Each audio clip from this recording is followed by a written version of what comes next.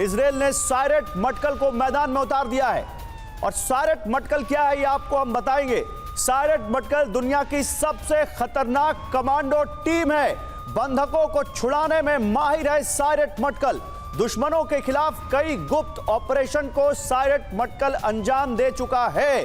तो अपने सबसे माहिर कमांडोज को, उनकी टीम जिसको कहते हैं सायरेट मटकल को, इजराइल ने अब उतार दिया है बंधकों को छुड़ाने के लिए। और इसी बीच एक बड़ी खबर आ रही है। गजा युद्ध के बीच ब्रिटेन ने एक बहुत बड़ा फैसला लिया है। अपने नागरिकों को एयरलिफ्ट करेगा ब्रिटेन। जो उनके नागरिक इजराइल में हैं उनको एयरलिफ्ट करेगा ब्रिटेन, ये जानकारी आ रही है।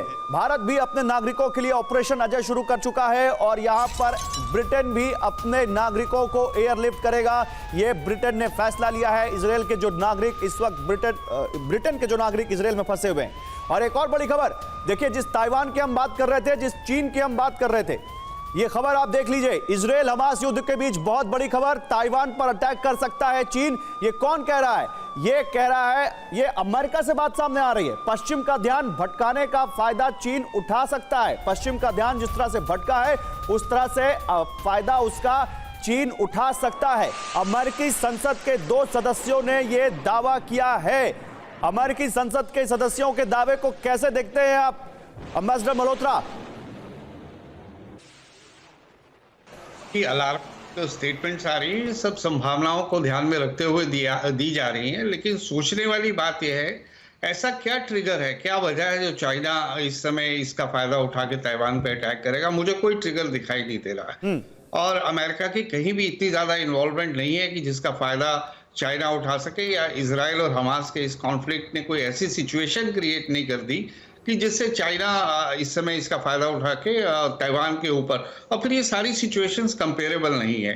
देखिए, हमास को हम ताइवान के साथ भी कंपेयर नहीं कर सकते, ना तो उसके in terms of capacities, capabilities और ग्लोबल सपोर्ट भी। हमास के पास ग्लोबल सपोर्ट नहीं है। हमें ये मान के चलना चाहिए कि पैलेस्टाइन के लिए दुनिया में सपोर्ट है। पैलेस्टाइन 2 स्टेट जो हम प्रपोजल की बात करते हैं, पूरी दुनिया में सपोर्ट है। लेकिन जो हमास का मोडियो ऑपरेंडी है अपना पॉलिटिकल ऑब्जेक्टिव्स अटेन करने का, टेररिज्म, आतंकवाद बाय यूज ऑफ फोर्स, उसकी एंडोर्समेंट कहीं भी नहीं है।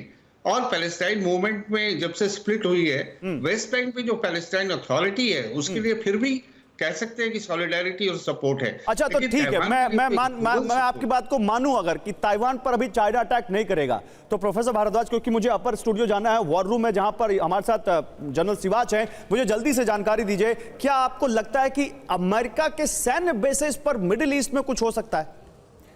देखिए, निश्चित रूप से आप अगर देखते हैं जो अमेरिकन डिफेंस सिस्टम है मिडिल ईस्ट में, वो एक बहुत बड़ा फैक्टर है सऊदी अरबिया के लिए, यूएई के लिए, कि वो सीधे सीधे तौर पे फ़िलिस्तीन के मुद्दे को अब ज़्यादा टूल नहीं देते हैं। लेकिन जो हमास, जो जितने मैंने कहा कट्टरपंथी जो संगठन है हमास, तो बाकी सीरिया से जो समर्थन मिल रहा है, कतर में हमास के जो मुखिया बैठे हुए हैं, जो ट्रेनिंग मिला, ईरान के खुल के नहीं है लेकिन ईरान भी सपोर्ट कर रहा है। निश्चित रूप से जो ताकतें हैं जो मिडिल ईस्ट में अपनी पैर जमाने की कोशिश कर रहे हैं, ईरान और सऊदी अरेबिया के बीच समझौता कराने की कोशिश कर रहे हैं, वो ताक में है कि अमेरिकन जो डिफेंस सिस्टम है उसको वीक किया जाए। तो एक मोर्चा ये भी खोलने के बाद है। दूसरा, मैं ये कहूँगा कि जो कमज़ोर कड़ी है, जो भी फॉल्ट लाइन की जो बात कर रहे थे, ताइवान का इशू, निश्चित रूप से अगर 3 जगह से मोर्चा खुलता है तो ये बात मान के चलिए कि यूक्रेन, ताइवान और ये मिडिल ईस्ट जो अभी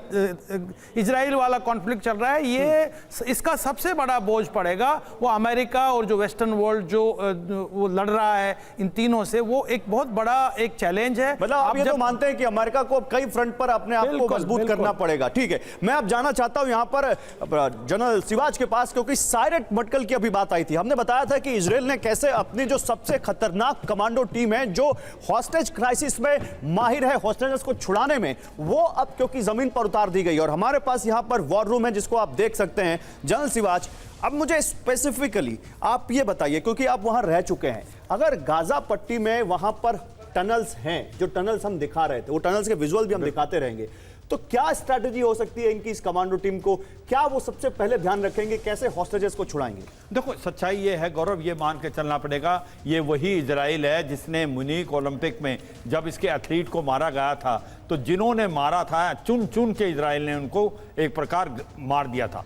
ये सच्चाई है कि जो इसके 100 से ज्यादा कैदी बना के ले गए हैं ये अभी हमास, अगर ये नहीं छूटते तो फिर ये बैकफुट पे यही सब सोच रहे थे सर कि मोसाद के आगे परिंदा भी पर नहीं मार सकता, तो लेकिन हो गया हमला। हो गया, बिल्कुल। आप वो जो बात कर रहे हो इसमें तो कोई शक नहीं कि कहीं ना कहीं बहुत बड़ी चूक हुई इजराइल से, मगर अब इजराइल ने ये सोचा है कि अगर ये 100 हम नहीं अपने जो कैदी हैं उनको निकाल पाए तो फिर हम वीक रहेंगे, हम हमास के अगेंस्ट एक्शन नहीं लेते। इसलिए उसने अपने जो सबसे अच्छे कमांडो हैं इजराइल ने वो अभी लगाए हैं और वो छुड़ाने की कोशिश करेंगे। क्या वो सक्सेसफुल होते समय बताएगा। नहीं, लेकिन जिस तरह से आप क्योंकि बात कर रहे हैं, जिस सायरट मटकल टीम की हम बात कर रहे हैं, जिन कमांडोज की हम बात कर रहे हैं, जो जिस तरह से गाजा की लाइट काट दी, गाजा का पानी काट दिया, गाजा को सैन्य क्षेत्र घोषित कर दिया, आप गाजा चले गए अंदर, तो वहां अब आगे यहां से हम क्या देखेंगे? देखो अब क्या होगा कि सीज कर दिया है, हमला होगा, पैलेस्टाइन के अंदर जो हमास हैं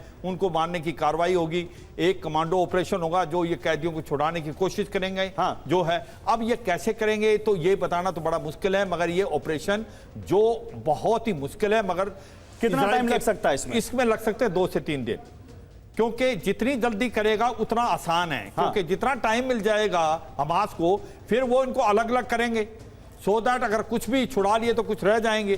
कहने का मतलब हमास इसको एज ए टूल इस्तेमाल करना चाहता है, क्योंकि जब तक उसके पास कैदी हैं ये प्रेशर डालेगा इजराइल पे, अगर आप हमला करते हो तो हम इन कैदियों को मारना स्टार्ट करेंगे, तो फिर क्या है इजराइल बैकफुट पे आ जाता है। इसलिए इजराइल चाहता है इनको जल्दी। तो इजराइल की सबसे कमजोर नस इस वक्त वो कैदी हैं जो हमास के पास हैं, और जैसे ही वो कैदी इजराइल छुड़ाता है हमास का बिल्कुल खात्मा तय है। बिल्कुल ठीक बोला गौरव। सबसे बड़ी मुश्किलात और आज दो दुखती नब्ज है इजराइल की, वो जो 100 इजराइल के सिविलियंस हैं जिनको पकड़ के हमास ले गया है, उनको अगर वो छुड़ा लेता है तो फिर वो हमास को बिल्कुल नष्टाभूत कर देगा, ये सच्चाई है। अब इसको कैसे छुड़ाएगा, जैसे कमांडो जो इसके मैथिकल हैं ये सबसे अच्छे कमांडोज हैं, इनका इस्तेमाल करेगा। ये ऑपरेशन सक्सेसफुल होता नहीं ये समय बताएगा, मगर पास्ट एक्सपीरियंस ये कहता है कि इजराइल कुछ भी कर सकता है और इजराइल के अंदर काबिलियत और क्षमता है और इजराइल करेगा। मगर ये भी सच्चाई है, देखो 2-3 चीजें हमें समझनी चाहिए। ये बड़ा सोच समझ के हमास ने हमला किया है, इससे क्या हुआ है कि जो एक प्रकार टर्निंग इफेक्ट हो रहा था मिडिल ईस्ट के अंदर, जब सऊदी यूएई इजराइल के नजदीक आ रहे थे, अब हम अक्रोड में उसमें फर्क पड़ेगा। और ये देखो कॉरिडोर बनना था जो भारत से लेके मिडिल ईस्ट यूरोपियन कॉरिडोर, उसमें भी कहीं ना कहीं प्रेशर पड़ेगा। और जो पैलेस्टाइन का मुद्दा भूल गया था पूरा वर्ल्ड, अब वो फिर सेंटर स्टेज पे आ गया। एक बात आपने कही थी कि क्या ऐसा तो नहीं इस वक्त का फायदा समय खत्म हो चुका है, जल्दी समाप्त कीजिए। जो चीन है ताइवान पे हमला कर सकता है, कुछ नहीं कर सकते।